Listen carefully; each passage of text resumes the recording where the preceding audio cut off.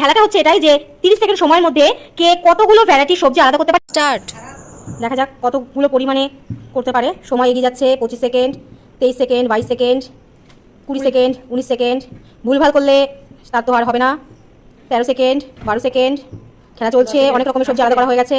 6 second, 5 second, 4 second, 3 second, 1 second. Stop. সমাধিকারী খেলছে। দেখা যাক ইনি কতটা পরিমাণে করতে পারে।